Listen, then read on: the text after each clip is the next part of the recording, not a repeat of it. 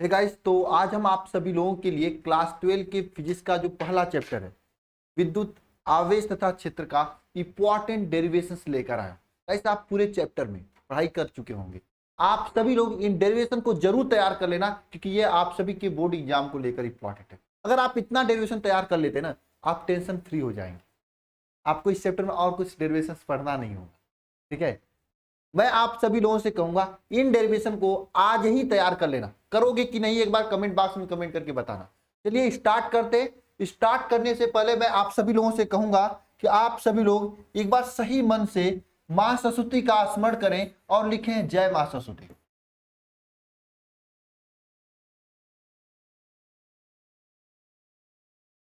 जय मां सरस्वती।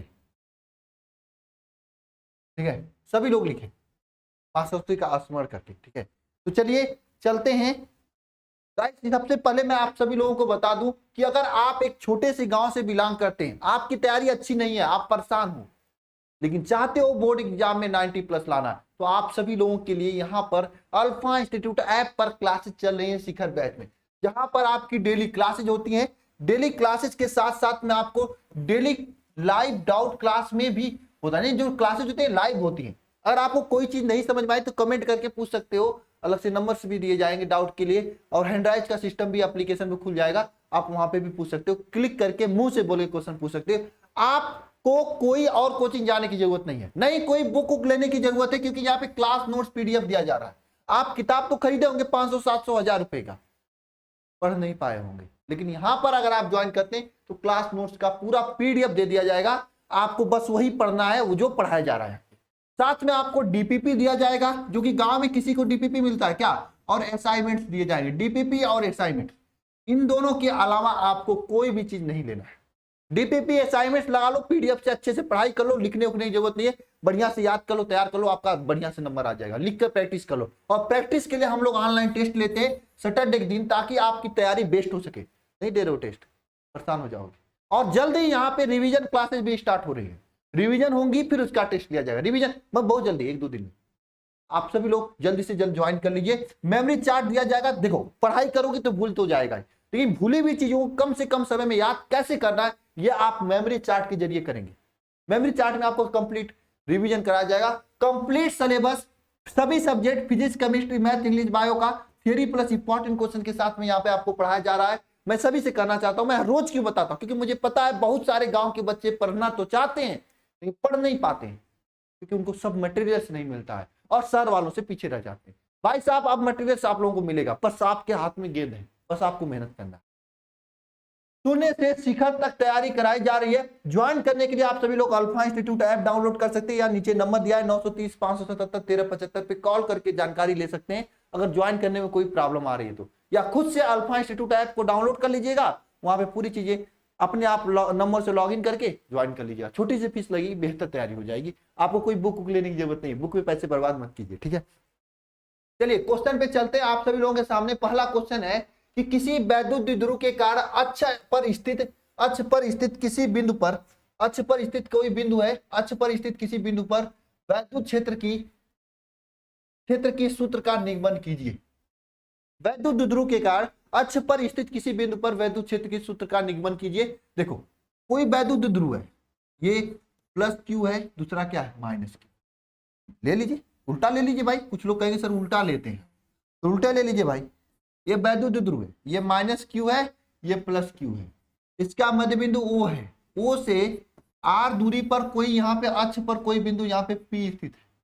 तो इस P बिंदु पर आपको ज्ञात करना है वैद्युत क्षेत्र की तीव्रता।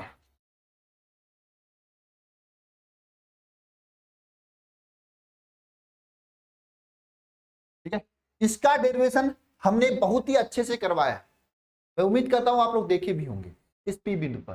ठीक है, तो ध्यान देना, इसमें वैद्युत क्षेत्र की तीव्रता क्या होती है, E इक्वल टू होता है 2kp/r³ होता है।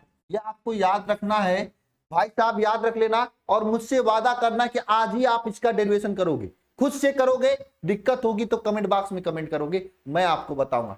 ये बताओ करोगे या नहीं करोगे, एक बार बताओ मुझे, करोगे क्या नहीं करोगे। मेरे को मानते हो ना, मां सरस्वती को मानते हो ना, तो भाई करना जरूर, मेरे साथ चलना। मैं आपको इस जो भी आप सोचे हो परसेंटेज उससे ज्यादा दूंगा। नहीं, जितना काम दे रहा हूं ना भाई मॉर्निंग क्लास में, इसे करना है। 4 डेरिवेशन दूंगा आपको, चारों कर लेना है आपको। 90+, देखो मैं चाहूं तो पूरे किताब से 30 दे दूंगा आपको, लेकिन 30 वो लगाते हैं जिन्हें केवल पास होना होता है।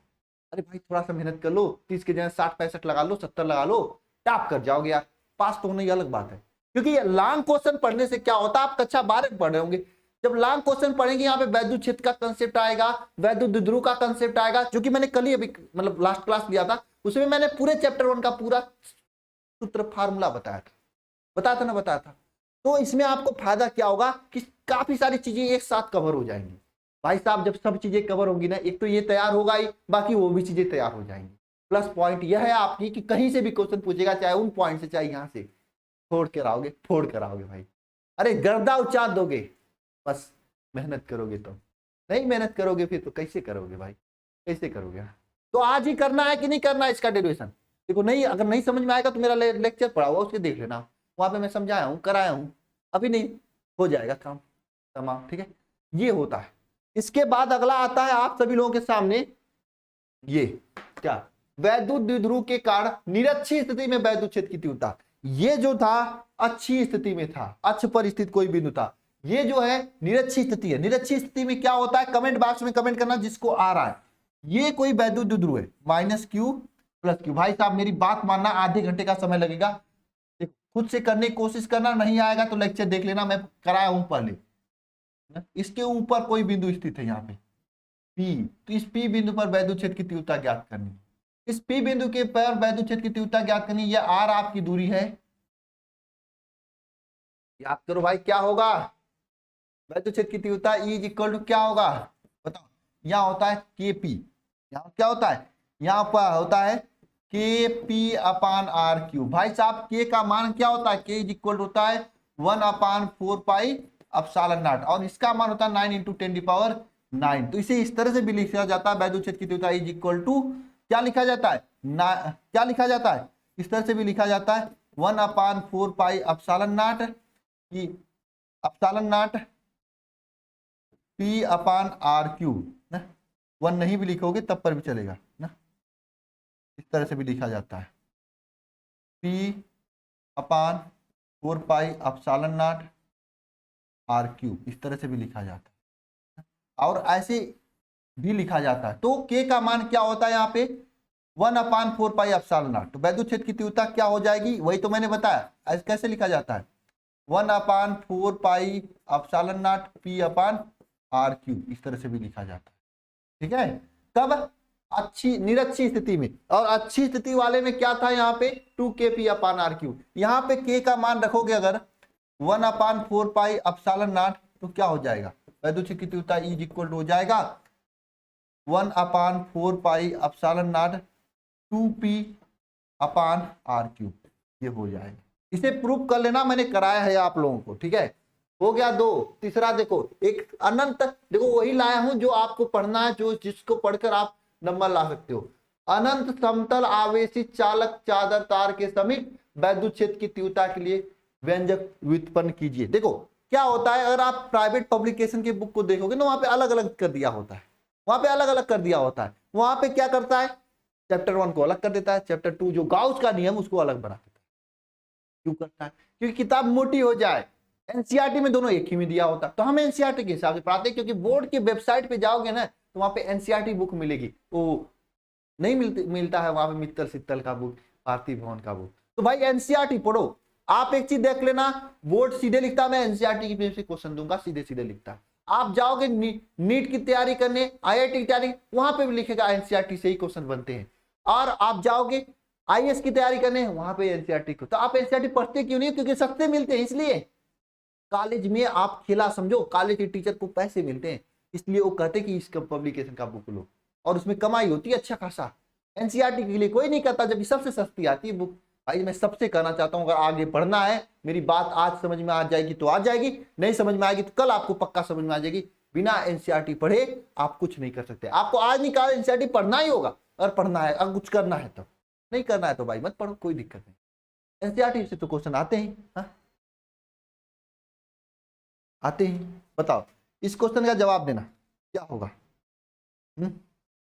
कोई समतल आवेशित चालक प्लेट है, इस तरह से समतल आवेशित कोई चालक प्लेट है ना, इस पे चालक प्लेट, इस पे आवेश है।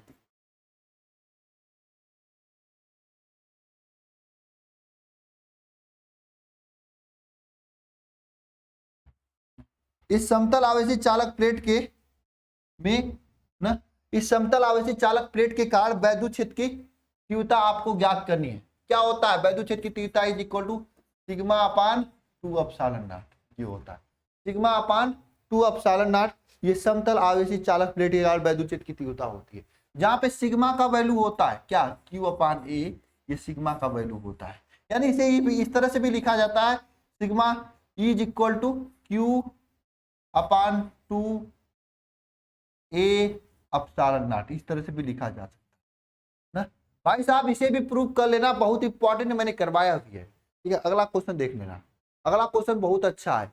गाउस के प्रमेय को प्रमाणित कीजिए। पहला क्या है? गाउस के प्रमेय को प्रमाणित कीजिए तथा इस नियम के सहायता से एक आवेशित लंबे तार के निकट वैद्युत क्षेत्र की तीव्रता को प्राप्त कीजिए। एक लंबा तार है, आवेशित है, इसलिए आवेश बना देता हूं ना।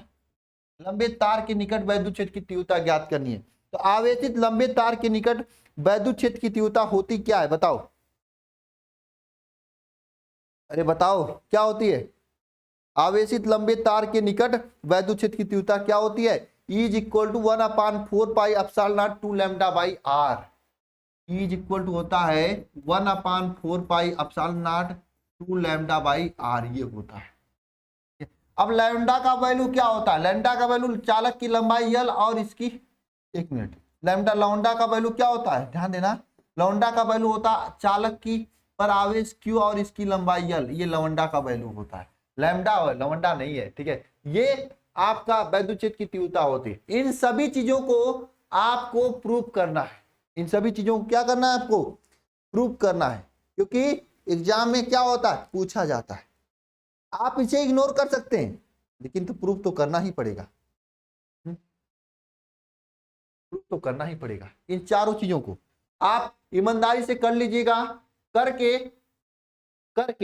मैं आज के लिए जितने लोग कर रहे हैं, ईमानदारी से इन चारों को कर लीजिएगा। स्क्रीनशॉट ले लीजिए सभी लोग, फर्स्ट का ले लीजिए, सेकंड का ले लीजिए, थर्ड का ले लीजिए, फोर्थ का ले लीजिए। मैंने पूरा समझा दिया कैसे क्या होता है। गॉस का नियम को प्रमाणित करना है, गॉस का नियम तो आप प्रमाणित कर लेना, मैंने करवाया है क्लास में, ठीक है, इस तरह से ना, ठीक है। और भाई जितने लोग अभी तक ज्वाइन नहीं है, गांव के बच्चों के लिए बहुत ही आवश्यक है कि ज्वाइन कर लो आप सभी लोग, कहीं भटको मत। देखो बहुत सारे लोग कह रहे हैं कि उनका कोर्स है, उनका कोर्स है, 2-4 पैसे ज्यादा होगा, लेकिन इतना जान लेना यहाँ पे पूरी क्लासेस लाइव पढ़ाई जा रही है। नीचे कमेंट बॉक्स में जो भी जुड़े हैं वो खुद ही बता देंगे, अगर आप पूछोगे तो। पूरी चैप्टर आपको लाइव पढ़ाई गई है। कोई भी ऐसा चैप्टर नहीं है जो रिकॉर्डेड फॉर्म में आपको सटा दी गई है, नहीं, पूरा फिजिक्स, पूरा मतलब पूरा चैप्टर लाइव पढ़ाई जा रही है, गई नहीं है, अभी पढ़ाई जा रही है। और बहुत ही जल्दी लाइव रिवीजन स्टार्ट होगा। आपके पास गेंद आपके हाथ में, मौका है आप करने का, समय भी है आपके पास। अभी सितंबर है, अभी अगस्त सितंबर चल रहा है, इसलिए बिना लेट किए आप सभी लोग ज्वाइन कर लीजिए। एक बार फिर से सभी को जय मां सरस्वती। कमेंट बॉक्स में कमेंट कर देना। मिलते हैं नेक्स्ट लेक्चर में, सभी को जय मां सरस्वती।